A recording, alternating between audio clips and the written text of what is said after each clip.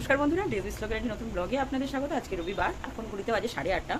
আজ চান সেরে বেশ বেলাই হয়ে গেছে সব করতে করতে, কারণ কালকে আমাদের কারেন্ট এসছে 1:45। শ্লোকের ঘুমটা যথারীতি ভেঙে যাওয়াতেও ফুল খেলার মধ্যে ছিল, তারপরে ওকে ঘুম পাড়াতে যথারীতি একটু ভালোই চাপ পড়েছে আমাদের। আজকের এখনও তারা দুজন ঘুমাচ্ছে, বেটা আমার চান হয়ে গেছে, মা নিচে রান্না বসিয়ে দিয়েছে, কারণ কিরম মেঘ মতো করেছে, আমাদের তো 14 বার কারেন্ট চলে যায়। যাই হোক, নিচে যাই, গিয়ে একটু রান্নার জোগাড় করি। মা তো সবই কেটে নিয়েছে, আমি শুধু লাউটা কেটেছি। এই কদিন বড্ড গরম পড়ছিল, তাই একদম ঘরদোর পরিষ্কার করতে পারছিলাম না। আজকের যেহেতু ওয়েদারটা মেঘলা আছে, কিছুটা ঠান্ডা, তাই রান্না বান্না সেরে এসে আগে আমি ঘরদোরগুলো পরিষ্কার করছিলাম। মানে ঘর পরিষ্কারে ওইটা পরিষ্কার করেছি, পুরো ফাঁকা করেছি। আজকে দোলনাটা খুলে মামার বাড়ি পাঠিয়েই দেবো। আর আর আর আর আর শুধু এই পাটটা গোছানো হয়ে গেছে, এইটা পুরো মেসি হয়ে আছে, এইটা গোছাবো, পরিষ্কার করব, করলে মোটামুটি কাজ কেন। আর ও হ্যাঁ, সেই কবে থেকে কম্বল কেচে তুলে রেখেছি, কম্বলটা আজকে গোছাবো।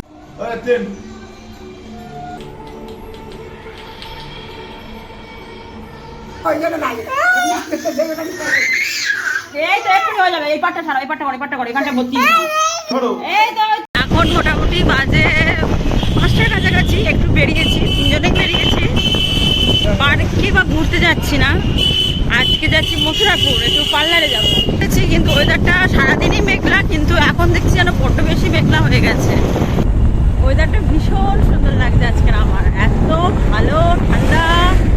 যাবো যাচ্ছে শ্লোকের আমি কিছু মাথায় দিয়ে আনিনি, কিন্তু এখন মনে হচ্ছে একটু আনলে ভালো হতো।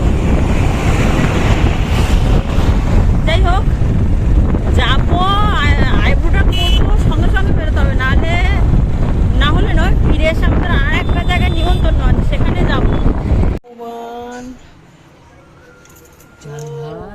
বাইরে ক্লিপ সেটা তোমার লাগবে, তুমি মার বাড়ি আসো দুষ্টুমি করার জন্য।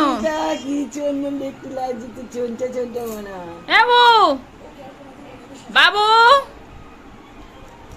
আরে ঠিক আছে, চলো চলো চল, বাড়ি যেতে হবে। কই তোর বাবা, তার ছিঁড়ে যাবে, তুই জানো পাচ্ছিস।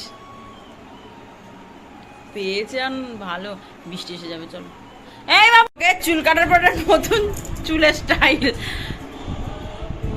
এই বাবু, এই বাবু, আরে চুল কেটেছিস লোক আজকে। বেরিয়ে যাচ্ছি, হয়ে গেছে আইব্রো করা, বৃষ্টি পড়ছে এদিকে, চাপ হয়ে গেল আমার, এটাই যে বৃষ্টি এসে গেছে,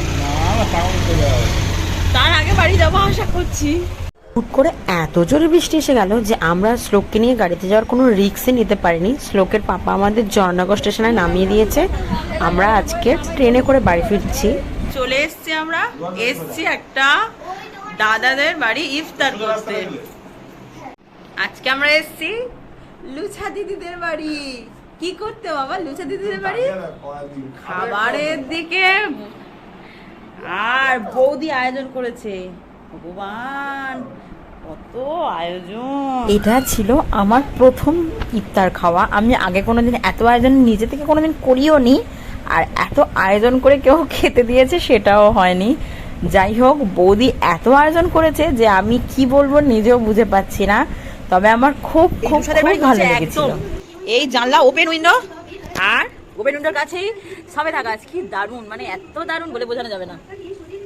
বুঝলি বাবা, কি সুন্দর সবেদা, সবেদা ধরলু, সবেদা ধরেছে। সবাই কি খেলাম লুসা, এটা ইফতার। ইফতার খেয়ে আমার পেট ভরে গেছে, রাতের ডিনার আর করবো কিনা সন্দেহ আছে। আর এদিকে এই যে একজন, আর এই যার একজন, এই যার একজন। কি হয়েছে, কি হয়েছে, কি হয়েছে? এই তো আমি আছি তো। সবাই কতভাবে তোকে হাসাবার চেষ্টা করি, তুই একটু খেল।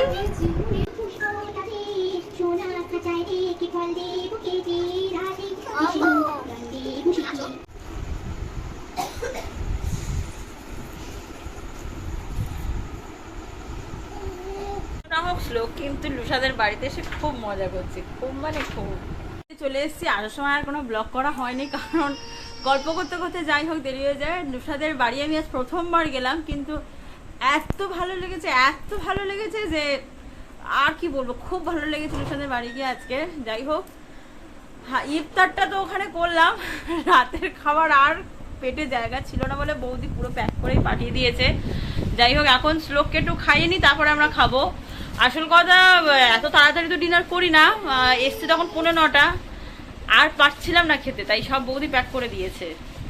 বৌদি আমাদের জন্য লুচি, মাংস, এটা ওটা এক কারি জিনিস প্যাক করে আজকে পাঠিয়ে বাড়িতে দিয়েছে। লোককে চুল কাটিয়েছি। আমাদের আশেপাশে কোনো স্যালন নেই, আছে সেলুন।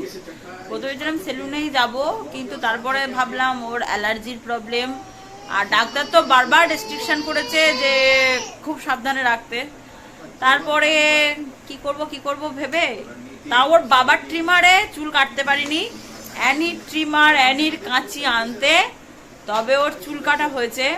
সে যাই হোক, শ্লোকের চুল কাটা তো আমাদের কাছে যুদ্ধ ছিল, মানে অ্যানি ছিল, আমি ছিলাম, ওর ঠাম্মা ছিল, ওর বাবা ছিল, অনেক যুদ্ধ করে হাফ পাটটা কাটা হয়েছিল।